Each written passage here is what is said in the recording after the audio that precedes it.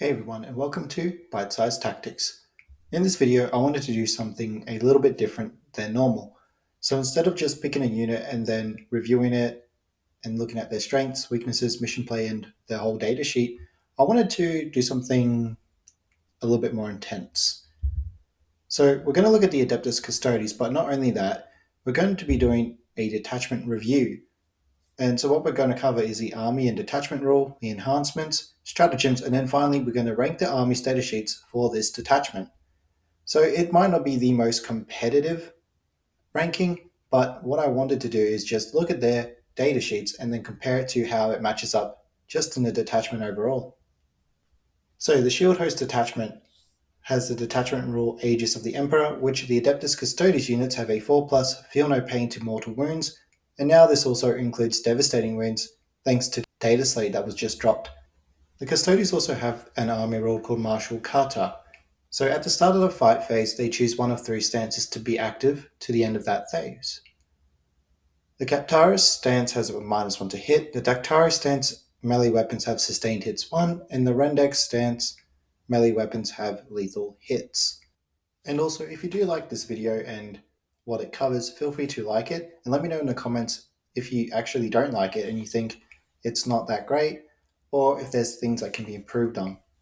Now, looking at the enhancements in this detachment, first off, we got to be aware that none of them benefit the Anathema Psychana units, so any of the sisters units that are in the Adeptus Custodes lists.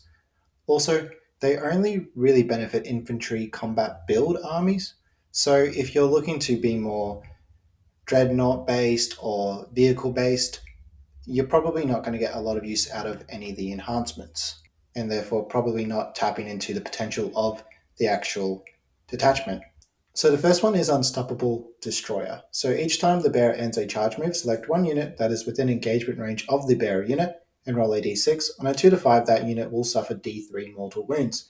And on a 6, that enemy unit will suffer just a flat 3 mortal wounds. And once per game, the bearer's unit ends a charge. All units within 6 inches must take a battle shock test. So that might be good for flipping an objective or being able to use any stratagems. The next one is Inspirational Exemplar. So the bearer has a leadership of 5+, and once per battle, it can select one friendly unit that's battle shocked within 12 inches of the bearer, and that unit is no longer battle shocked. It's a little bit more of a niche one and probably one you won't see too often, but it is also just kind of nice if you have extra points. Next, we have my favorite, the Veiled Blade.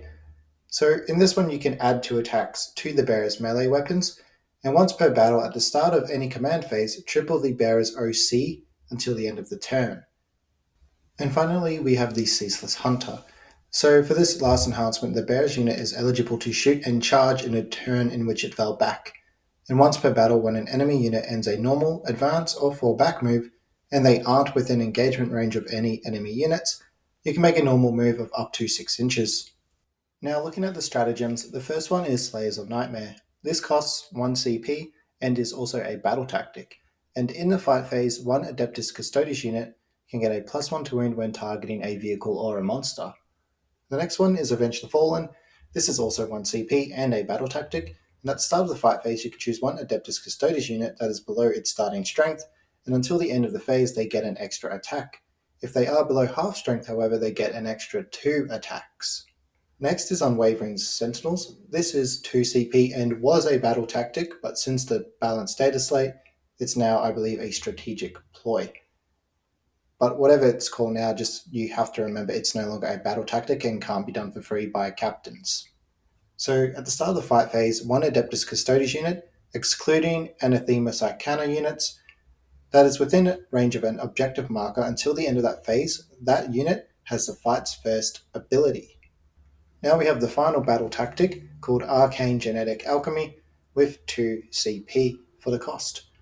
Your opponent's shooting or fight phase, one Custodes infantry unit excluding Anathema Psychana units, you can subtract 1 from the damage characteristic of all attacks targeting that unit until the end of the phase, and that is really strong and great for captains to be using for free in the game. Next we have Vigil Unending. It costs 1 CP and is an epic deed. In your command phase, one Adeptus Custodes infantry unit, again excluding the sisters units, the Anathema Psychana units, one destroyed model can be returned to that unit, and this can't be a character. So if your captain or blade champion was killed off by precision attacks, you cannot bring it back with this stratagem, and it can only be done once per game on each unit. The final stratagem is called Sworn Guardians, and this is also 1 CP and a strategic ploy. So basically, in your movement phase, one Adeptus Custodes unit, again excluding the sisters units, can sticky an objective, and that's quite good because you only have a limited number of units playing the Custodes. Now, before I just jump straight into how I rank the units, I just want to give you a quick little bit of knowledge on how I've done it. So instead of just saying, oh, this unit's great because it only costs such and such, and it's really good right now in the meta because it's so cheap, I haven't really done that. Instead, I've only just purely looked at stratagems, enhancements, and then the data sheets, and kind of made my decisions based off how I see them playing in this detachment. So if you see some units that shouldn't be where they should be, it's probably because I've not gone off the points that they might cost and instead just gone off of their abilities. And I think the synergies might just not be as great, or I think the synergies are great, but obviously their points are just too high for some of the players. So again, it'll probably be a little bit different to how others see it. But again, like I said, let me know in the comment section, or even hit the dislike button if you don't even like this style. And then I can probably change it up later on for more videos. But I think this is more of a fun, thematic way of looking at it instead of just a meta chasing, this is great, you should run 3 of these at all times. But again, just let me know in the comments what you think. So the first, or the lowest one I've got so far, is just doesn't fit. And these are units that I just don't think really fit the detachment and probably wouldn't put in a list just for myself. So starting off, we have the Contemptor Galatus Dreadnought. It's at the lower end of the toughness scale for vehicles at a toughness of only 9, and I think it's got some pretty mediocre shooting and combat. And obviously, it's got a nice ability that when a melee attack targets this model, you can subtract 1 from the wound roll. However, I just don't think it fits. You can't use too many stratagems on it. I just don't see how this model can really fit into a detachment really well and gel with a lot of different units. And it's not that great that it can act independently. So for me, I've got this unit on the doesn't fit lowest kind of scale so far. Next is the Knight Centura, and she can be a bit of a fun unit, getting more movement up the board, but you can't really use any of the enhancements or any stratagems, and it's not a lot of focus on the Sisters of Silence models in this detachment, so it's probably not going to be very useful, and hopefully when their codex drops, we'll see some more playful detachments, or even just a few enhancements that the Unite Centura could take for a little bit of fun. And this could be like redeploys or just something a bit thematic. Next, I've got the Rhino. Again, I just don't think it works really well. Can't put your Custodes in there, and I don't see you running too many squads of sisters. And if you do, you're not going to lump them into a Rhino to move them up the board. Next, we have the Sagittarium Custodes. People are probably a little bit surprised that I've even put one Custodes unit in here, but I don't really think it's great for this detachment. It can do devastating wounds once per game, but I think that this detachment is really based around melee units, and most of the Custodes units are based around a little bit more melee damage. So I just don't think they fit into this, and might be better in a detachment that has a few more shooting options. Finally, in a category, we have the Palace Grav Attack tank. It can be good to fish for some devastating wounds, but really its shooting isn't that great for when you think of a tank, and I can't see it making any really big plays, and I think it ended up just being kind of useless in a detachment and not really impacting the game. So next I have the Player's Choice category, and this category is a bit more of a fun one. These are like some units that I can see on the battlefield, but I feel like it really depends on what sort of player you are as to how you'd want to use them, or if you'd even want to use them. So yeah, for me, this is more of a fun, they could do this, or they might do this. Starting off, we have the Ares gunship and the Orion assault dropship. So the gunship has actually got some very interesting abilities. You can strip cover and also deal some mortal wounds. It's actually really strong at shooting as well, and that's something the Custodes really lack in. They've got great melee power, but when it comes to shooting, they don't have too many options. It's also quite durable, but Because it is an aircraft, they're not really in a great space right now, currently in this edition. But again, you might have some players that really like the model and just want to field it, and it can do a lot of damage, so don't just sleep on it. Next, we have the Orion Assault Dropship. Again, it's got some pretty decent shooting, but its biggest threat for you is it can offload a lot of different units right into combat, which is quite nice. You can put dreadnoughts in there with a squadron of guard or wardens and send them right into the fray, so that's really, really good. And it's still quite durable, and it might not be too useful overly in the grand scheme of the game, though, again, because they can't really hold objectives, either of these, and again, aircraft are not currently in a very good spot right now. Next, I've put the Achilles Dreadnought. Don't get me wrong, decent in combat and can do some mortal wounds in combat, although not too many. It's a bit more of a mid-strength unit. More likely, if you really like running Dreadnought heavy lists, you'll see this one in there because it can be a lot of fun. And I mean, look at that spear. Looks great. However, it does have a pretty low toughness and not too many wounds, so it does need to be kept somewhat safe from your opponent. But again, you probably want more infantry in your detachment. But again, you probably want more infantry in your list so that, you can play a much more well-rounded mission. Next, this is kind of my favorite one of the player's choice. This is something that I could probably see myself doing with a couple of friends, and just for maybe a bit of a laugh. And this is a layer with vigilators. And I'm not talking about 5 vigilators, I'm talking a full 10. So you can't use stratagems to their best effect with this unit, or units, I should say, but it has a really cool synergy with the Vigilator squad as their abilities mix really well together. And also, Alea is one of 2 characters that deal 3 damage in their melee profile. And with the Vigilators that can fight first, then they can really do some damage to elite infantry. And to be quite honest, most of the Custodians can't deal with a lot of elite infantry, mainly because they're damaged too. And if you roll well for your invulnerable saves, you're not even clearing off some Terminators, but Alea by herself could take out a group of 5 if you do roll well enough. And I also think with the Vigilators, you've basically guaranteed yourself that you're going to take out some pretty high-end infantry units. Next, we have the Coronis Grav Carrier. This is a bit of a niche transport, mid-strength shooting, but it does allow rerolls for wounds in your shooting phase if you've just disembarked. So this could be great for a Custodian Guard unit just needing to be moved up the field, and then because they can shoot twice in one turn, you could get your full rerolls right there for wounding, and then obviously if you can charge into them at the same time, well then you're going to get some rerolls in your wound phase in there as well, either ones, or if you're on an objective, full rerolls to wound. So there's a little bit of synergy there that I could see possibly some players using this transport, but not a great deal many. So the next category is reasonable choices, and these are some units that I think could be taken, and you'd still get some reasonable use out of them in this detachment. So starting with the Telemon Heavy Dreadnought, this unit has -1 damage, which is quite good and very useful, and has some very decent shooting, especially against infantry. And it's also quite good in combat as well. And it's also pretty durable at toughness 10, 12 wounds, and has 2 plus armor save and a 4 plus invulnerable save. So you could get some really good use out of the Telemon here, and it's a little bit of a all-rounder with some good shooting and then still good in combat, so you can use it in all phases really well and still use some stratagems on them. Next, I want to look at the Virtus Praetors, the Agmatis Custodians, and then finally the Shield Captain on Dawn Eagle Jetbike.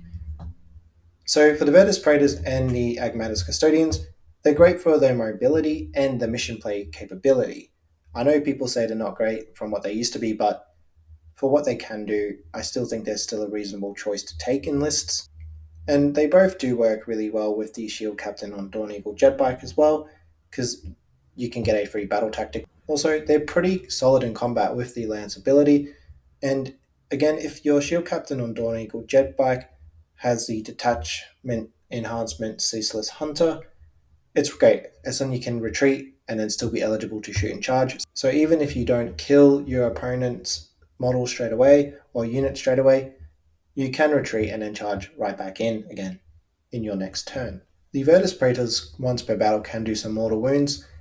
It's not a great amount, but it still has that little ability which could be quite nice in certain situations. While the Agmatis Custodians, can get some extra movement after the shooting phase once per battle, and that could save them from maybe being shot at early, or you could get some pot shots off and then retreat further back behind some cover. Now, singling out the shield captain, the extra consolidation is quite good, especially if needing to get onto an objective or just behind some cover, again near an objective, or just again getting them into combat with another unit. Again, like I said, they can use a free battle tactic, possibly for Slays or Nightmares, and then you got Lance as well, so it's quite a good little synergy there. However, this detachment is probably better for infantry, so you might not see too many of these units being used on the field. However, I believe they've just been dropped in points as well, so maybe you might now. Next, we have the Aquilin Custodians. They're still a very solid unit, don't get me wrong. They're slightly larger squad, so it could be a bit harder to deep strike them, and they're slightly better shooting and combat than the Alaris Custodians.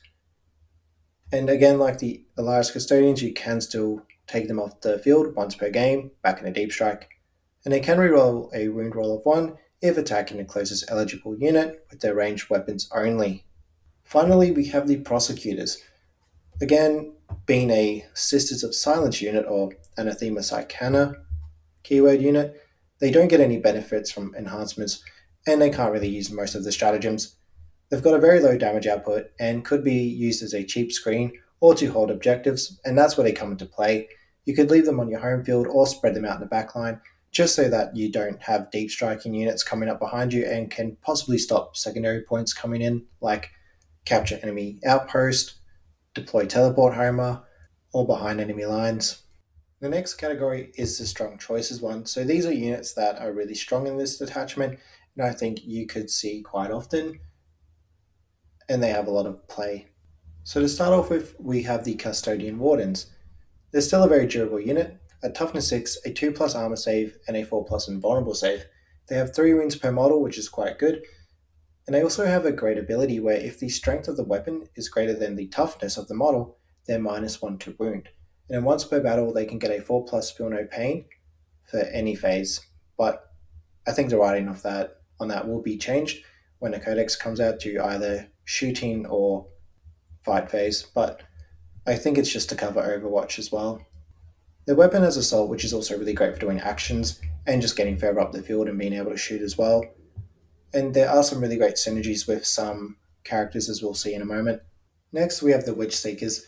For me, they are a very strong choice, mostly because they have the scout ability, which is great for getting you some early board presence, especially if you got turn 1. If you get turn 1, you can scout up the board 6 inches and then do your normal movement phase. And this can be really helpful when trying to stop any deep strike or rapid ingress, a charge screen, or just a cheap move block to get in the way of others. And then it can have some handy overwatch, or you can just do actions on objectives that they're on. A nifty little ability is that they can force some battle shock tests after shooting. Next, we have Valerian. For me, Valerian is a very solid character and a leader for both Custodian Guard and Wardens. Valerian always has the armor of Contempt, or I should just say he minuses the AP of the weapon in melee by 1. So yeah, he always has armor of Contempt in melee. He also has a pretty cool ability that can automatically make a hit, wound, or save roll into a 6, and then in addition, you can also re-roll a hit, wound, or save roll. So he has some really good inbuilt durability. I think he works best with Wardens as it makes it a very durable unit, as they then have the Warden's ability for if the strength of the weapon is higher than the toughness, they're -1 to wound. That weapon will also use -1 AP, and if you use a -1 damage strat, yeah, it's going to be very hard to get through a solid unit of 5 with Valerian. Next, there's the Venerable Contemptor Dreadnought. Has some pretty decent shooting and good combat. It is on the lower end of the toughness scale for Dreadnoughts, but it can stand up again on a 2 plus after being destroyed for the first time, and that happens at the end of the phase. So you can push the Venerable Contemptor Dreadnought really far up the board, or as far as you can go, and even if they are out in the open and do get shot at, well, if they don't die the first time, they'll probably die the second time, but it just gets right back up. Next are the Venatari. So they have a great movement at 10 inches, and they have both Assault and Lance on their weapons. So it's quite useful for secondary points and then clearing out mission playing pieces that your opponent might have. So you can target those little units that they have running around the board doing actions for them. You can also rapid ingress them for free. So if you have drawn tactical cards and you pick up one like capture enemy outpost, and you know you can't do it on that turn, you could rapid ingress on them on your opponent's turn and score it in the following turn if you hold on to it. Or if you're just playing fixed objectives and you know exactly how you're playing, well, you could use the Venatari for a really good deploy teleport homers, or just stealing your enemy's home field objective if needed. This could be useful if you're playing supply lines. This unit can also shoot and charge in a turn which it fell back in, and that's one of the inbuilt abilities. So, again, this unit has a lot of mission playability, and it opens up the tactical play for the Adeptus Custodian army. And therefore, I rate it quite highly and think it's almost an auto take, but not quite. Next, we have the Calidus Grav Tank. This is a great independent unit, as its shooting is fantastic and it's really great at taking out those high toughness enemy units, and you can still use Slayers of Nightmares on the Calidus Grav Tank and then get +1 to wound either a vehicle or a monster. It's also got an inbuilt ability that whatever main weapon you take can get lethal hits against vehicles and monsters as well. And I find the Calidus Grav Tank a really great balance for this detachment because it's so melee focused that sometimes you can lean too much into it and not have anything in the shooting variety to deal with. And right now in 10th edition, unfortunately, shooting is really great and melee is somewhat lacking. So once again, it's a really good balancing unit for this detachment. We'll then get the Shield Captain and Terminator armor out of the way. So the profile is really great. T7, 7 wounds, 2 plus armor save, and a 4 plus invulnerable save. It can do a free battle tactic once per turn, which is good, don't get me wrong. Although there's not really any good enhancements that stand out for the Shield Captain and Terminator armor in this detachment. Perhaps if you're running a large group, it could be great for fortifying an objective, and there's a lot of good strats for free that the captain can do, especially the -1 damage battle tactic. He can do that for free, and this squad is already going to be really hard to take out, especially if you max the Terminators in it. He also has a very cool ability that lets him fight on death on a 2+. Next, I've got the Custodian Guard with Adressite and Pyrothite spears. This unit still gets reroll a wound roll of 1 or the whole wound roll when on an objective. This unit can once per battle get lethal hits and ignores cover ability in their shooting phase, which is quite good and still has a very decent profile that you would see in most Custodes units. And the Pyrothite Spear can inflict a lot of damage as it's a melter gun and great against vehicles and monsters alike. However, you're probably not going to see them as much because the normal Custodian Guard are a little bit more efficient when it comes to mission play and then gameplay.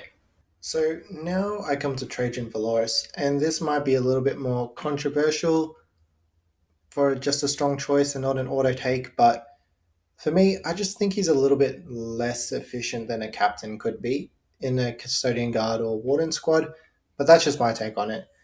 If you think Trajan Valoris is an immediate auto take, and I know a lot of players do find him, then go ahead. This isn't a be all end all, this is just my own little opinion of him, that he's just not as efficient. And I think with how they're changing damage modifiers and everything like that, or what you can and cannot ignore as modifiers, it can be a bit more confusing for some newer players. And then you get to the competitive sphere and it becomes a whole different thing with each tournament. So for me, I think he's more of a strong choice. If you like him, great. If you don't want him, shield captains are also, in my opinion, a bit better.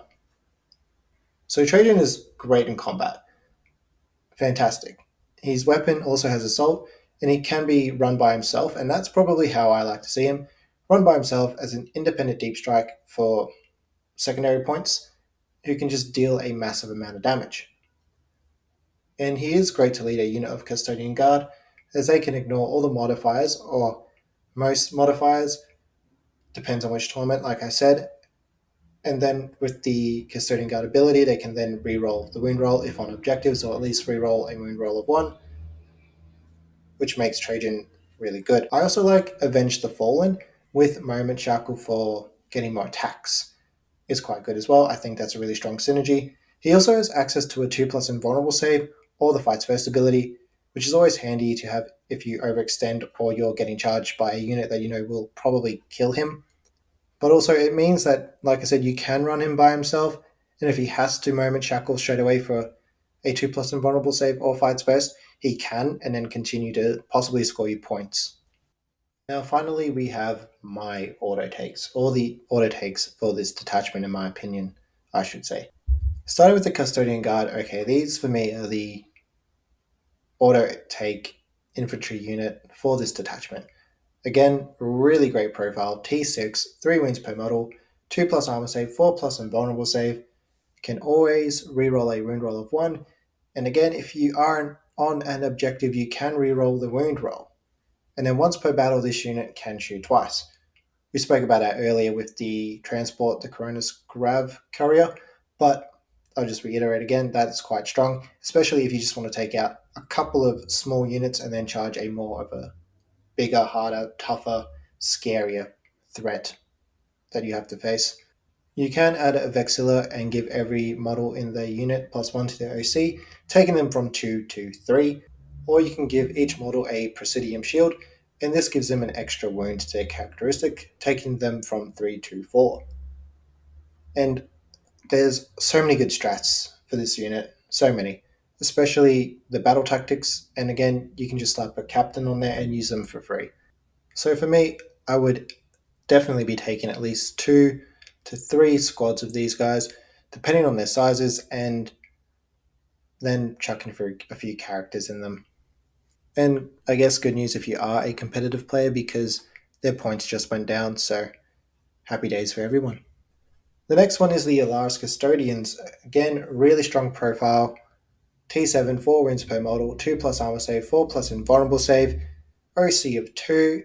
Deep Strike is great for this small unit of 2, and with such a small footprint, it's fantastic for mission play, especially if you're playing tactically, which you probably most likely will be with the Custodes. Or again, if you are playing fixed and you know exactly what you need to do, you can just Deep Strike them early, and then once per game, this unit goes back up into strategic reserves, and because it has the Deep Strike ability, Deep Strike's like normal. So you could put them down turn 2 somewhere, and then bring them up turn 3, and then drop them down turn 4 or turn 5. Probably turn 4, so then they can make a big play on turn 5. But it's also just a really good way of continually being able to score some secondary points. And again, this unit works really well with the stratagems, especially as they still are an infantry unit, and you can bring one back with the Vigil stratagem. And we touched on it before with the Shield Captain with Terminator, but a big unit could be really cool for fortifying that objective. They're going to be really hard to shift, and like I said, you can still bring one back from the dead.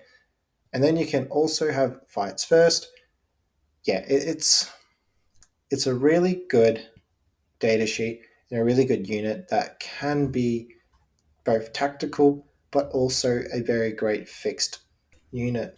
Next is probably everyone's favorite to use in this detachment, the Blade Champion. And for me, like I said, the best character in this detachment. So not only are you able to reroll advances and charges, you can also heroic for free. And the melee weapon is fantastic across all units. It will struggle against higher toughness units, but again, there's a stratagem around that, the Slayers of Nightmare. I would also always give the Blade Champion the Veiled Blade enhancement, which is great with either Avenge the Fallen or Slayers of Nightmares, because you get those extra 2 attacks. And with Avenge the Fallen, again, you can just get more attacks for the Blade Champion, which is great. Ceaseless Hunter could also be a good enhancement to take on one as well if you're running more than one Blade Champion, because then it makes it easier for you to know when to heroic, and then you can also advance and charge as well as fall back and charge. And that is really deadly, especially if you are trying to take down a massive threat. I'd probably always be adding him to the Custodian Guard Squad, as you can re-roll for a massive turn, especially if you're trying to take an objective from your opponent, which with this character and the Custodian Guard Squad, you're probably more so using this unit as just a spearhead, attacking anything and trying to kill anything on an objective, or just anything that might get in your way.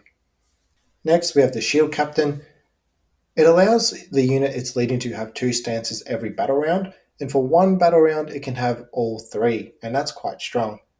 Again, it has access to a free battle tactic once per battle round, and with the Unstoppable Destroyer mixed with the Slayers of Nightmares for free in a Custodian Guard squad for full rerolls to wounds, possibly, it's pretty nasty, and you're probably going to kill whatever monster or vehicle you're attacking.